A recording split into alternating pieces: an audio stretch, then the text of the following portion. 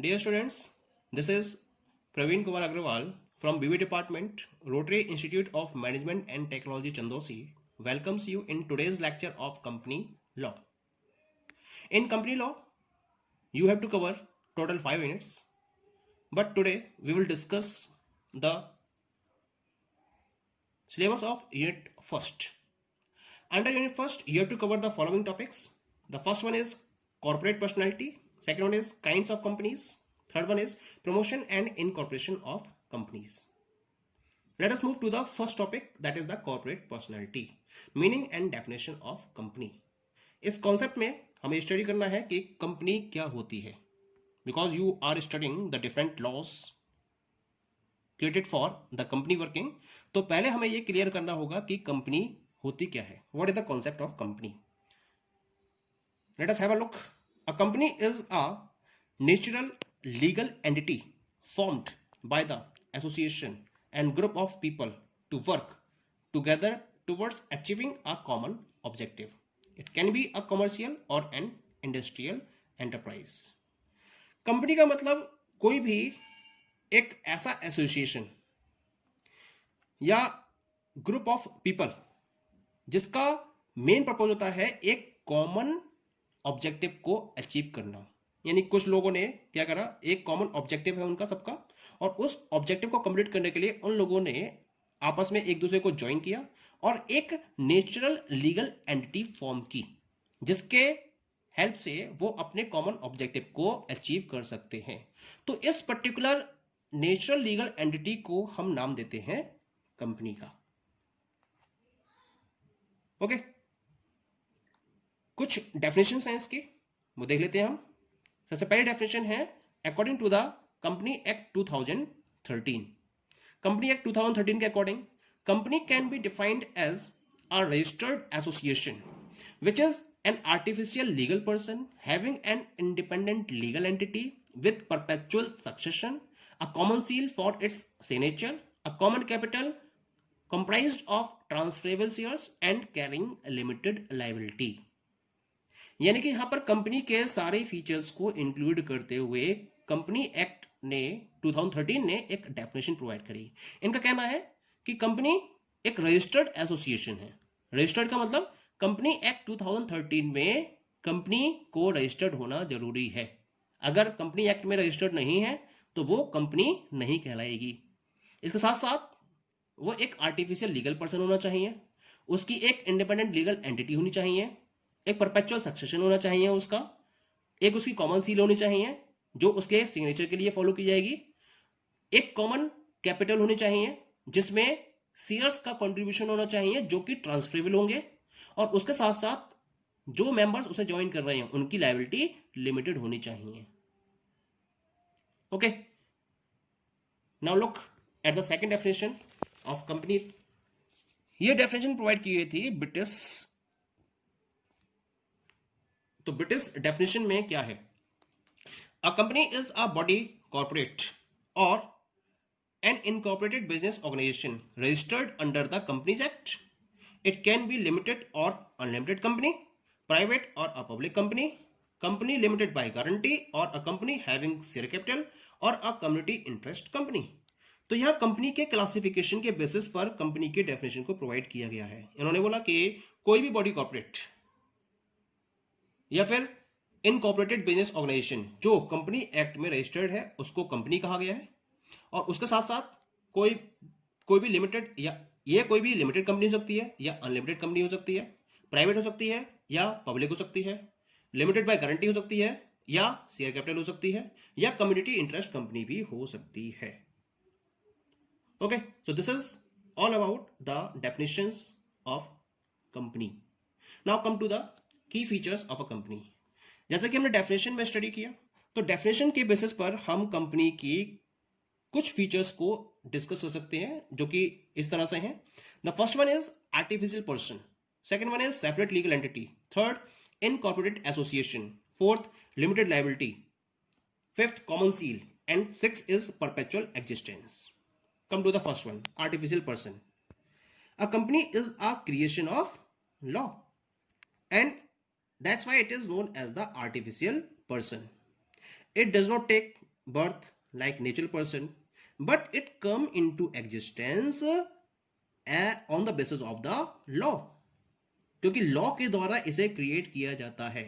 हमने कहा कि कंपनी एक्ट में जो जो रजिस्टर्ड होती है वही कंपनी कहलाती है, कंपनी एक्ट में रजिस्टर्ड होना जरूरी है। तो क्योंकि कंपनी एक्ट में रजिस्टर्ड है, इसी वजह से कंपनी एक्ट के अकॉर्डिंग कंपनी एक आर्टिफिशियल पर्सन है। इसके पास सारे राइट्स होते हैं जिसको वो एंजॉय करती है, जैसा कि एक नेचुरल पर्सन के पास होते हैं। ये किसी भी कॉन्ट्रैक्ट में एंटर कर सकती है, किसी प्रॉपर्टी को परचेस कर सकती है अपने नाम पर, किसी प्रॉपर्टी को सेल कर सकती है, ये किसी को भी स्यू कर सकती है या कोई भी इसके ऊपर स्यू कर सकता है। जिस तरह से एक नेचुरल पर्सन बिहेव करता है उसी तरीके से कंपनी भी बिहेव कर सकती है, इसी वजह से हम इसको आर्टिफिशियल पर्सन का नाम देते हैं। Clear? Now second one is separate legal entity. Her company की अपनी एक अलग पहचान होती है, और वो पहचान कैसी होती है? लीगल पहचान होती है, और ये इसको इसके मेंबर्स से डिस्टिंक्ट करती है, क्योंकि एक कंपनी को ज्वाइन करने वाले बहुत सारे मेंबर्स होते हैं। तो मेंबर्स के बेसिस पर कंपनी की पहचान नहीं होती है, बल्कि इसकी खुद की एक पहचान होती है, और इसके लिए इसको एक सेपरेट नेम भी प्रोवाइड किया जाता है। जैसे ABC company, XYZ company, company का अपना एक अलग नाम है, और उस नाम के बेसिस पर उसकी एक सेपरेट एंटिटी होती है, लीगल एंटिटी होती है, और ये नाम क्या होता है? कंपनी एक्ट में रजिस्टर्ड होता है। ठीक है? Third one is incorporated association. Incorporated association का मतलब क्या है? A company is the association of the different persons. क्योंकि एक कॉमन ऑब्जेक्टिव को कंप्लीट करने के लिए, एक कॉमन गोल को अचीव करने के लिए डिफरेंट पर्संस एक दूसरे के साथ में एसोसिएट होते हैं और एक कंपनी को फॉर्म करते हैं। That's why it is known as the incorporated association. Clear? Next one is limited liability. Company को ज्वाइन करने वाले जितने भी मेंबर्स होते हैं उनकी लायबिलिटी क्या होती है? उनकी लायबिलिटी बेसिकली लिमिटेड होती है, और वो लिमिटेड होती है उस पर्टिकुलर अमाउंट तक जहां तक वो उस कंपनी में इन्वेस्ट करते हैं। Okay? Next one is common seal. Common seal means company को किसी भी पर्टिकुलर कॉन्ट्रैक्ट में अगर एंटर करना होता है तो उस कॉन्ट्रैक्ट में एंटर करने के लिए, क्योंकि हम कह रहे हैं इस बात के लिए कि उसकी एक सेपरेट लीगल एंटिटी होती है, तो सेपरेट लीगल एंटिटी होती है, उसके लिए उसकी एक कॉमन सील डेवलप की जाती है, और इस कॉमन सील के बेसिस पर कंपनी किसी भी पर्टिकुलर कॉन्ट्रैक्ट में डील कर सकती है। इस कॉमन सील की बेसिस पर किसी प्रॉपर्टी को परचेस कर सकती है या सेल कर सकती है। ओके? हाँ, कंडीशन होती है कि कॉमन सील पर जब तक किन्हीं भी पर्टिकुलर दो डायरेक्टर्स के साइन नहीं होते हैं तब तक वो वैलिड नहीं होती है। But the company is having its separate seal, जो as a signature of the company use की जाती है for any of the contract. Okay? And the last one is perpetual existence. Perpetual existence means company की जो life होती है वो उसके मेंबर्स की लाइफ पर डिपेंड नहीं करती है। Company long period of time तक एग्जिस्ट करती है, और तब तक एग्जिस्ट करती है जब तक कि उसका वाइंड अप ना हो जाए। कंपनी के अंदर डिफरेंट मेंबर्स इन्वॉल्व हैं। हो सकता है कि टाइम के साथ साथ कुछ मेंबर्स की डेथ हो जाए, लेकिन मेंबर्स की डेथ होने के साथ साथ कंपनी की डेथ कभी भी नहीं होती है। कंपनी की डेथ तब होती है जब उसकी वाइंडिंग हो रही होती है, यानी जब वो वाइंड अप की स्टेज पर होती है या इंसॉल्वेंसी की स्टेज पर होती है, तब हम कंपनी के एग्जिस्टेंस को फिनिश मान लेते हैं, लेकिन इसका मेंबर्स की लाइफ से कोई भी रिलेशन नहीं होता है। Okay? So these all are the features of company. The next topic is types of companies. Companies can be classified on the basis of 4 bases are there: incorporation, liability of members, number of members, and ownership. Come to the first, that is incorporation. On the basis of incorporation, the company can be either the chartered company or statutory company or registered company. अब क्या क्या होती हैं? Chartered company का मतलब है the company which have formed and incorporated under a special charter granted by the king or queen.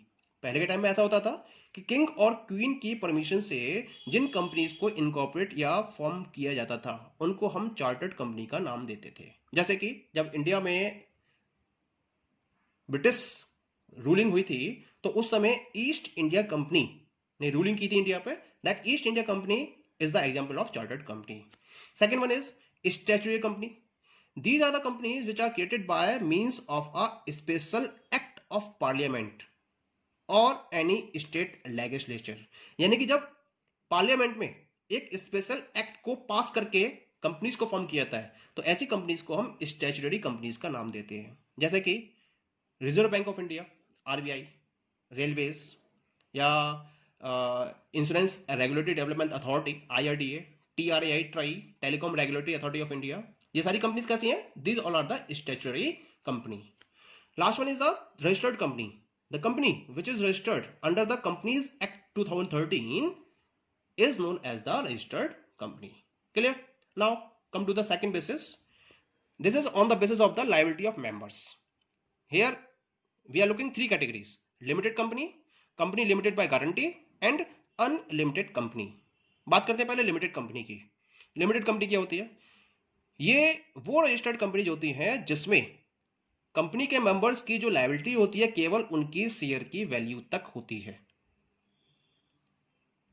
ठीक है, यानी कि जो अमाउंट उन्होंने शेयर्स के केस में पे नहीं की है, जो अनपेड अमाउंट है, वहां तक उनकी लायबिलिटी है, उसके बाद उनकी कोई लायबिलिटी नहीं होती है. Second one is company limited by guarantee. Guarantee means जब ऐसी कंपनी में जो मेंबर्स होते हैं उनकी जो लायबिलिटी है वो वहां तक लिमिटेड होती है जहां तक उन्होंने गारंटी ले रखी होती है in the memorandum of the company. यानी कि कंपनी के वाइंडिंग अप के टाइम पर उस गारंटी तक उनको अपनी असेट्स में से कंट्रीब्यूट करना होता है. Clear? And the third one is unlimited company. यानी कि यहां पर कोई भी लिमिट नहीं होती है. यानी कि जब कंपनी की वाइंडिंग अप होती है तो कंपनी की जो देनदारी होती है, जो लायबिलिटी होती है, वो तब तक फॉलो की जाएंगी जब तक कि मेंबर्स से सारा का सारा पैसा वसूल ना कर लिया जाए. यानी कि कंपनी के सारे डेट के लिए जो कंपनी के मेंबर्स हैं वो कंप्लीटली लायबल होते हैं. Okay, next one is on the basis of the number of members. Three categories, three types are there: private company, public company and one person company. What is private company? A private company is the company जिसके पास अपने shares को transfer करने का right नहीं होता है, जिसमें मेंबर्स की लिमिट होती है कम से कम 2 मेंबर्स और ज्यादा से ज्यादा 50 मेंबर्स हो सकते हैं, और जिसमें पब्लिक अपने शेयर्स पब्लिक के बीच में शेयर्स को सब्सक्राइब नहीं किया जा सकता है. ऐसी कंपनी को हम प्राइवेट कंपनी का नाम देते हैं. पब्लिक कंपनी क्या होती है? अब पब्लिक कंपनी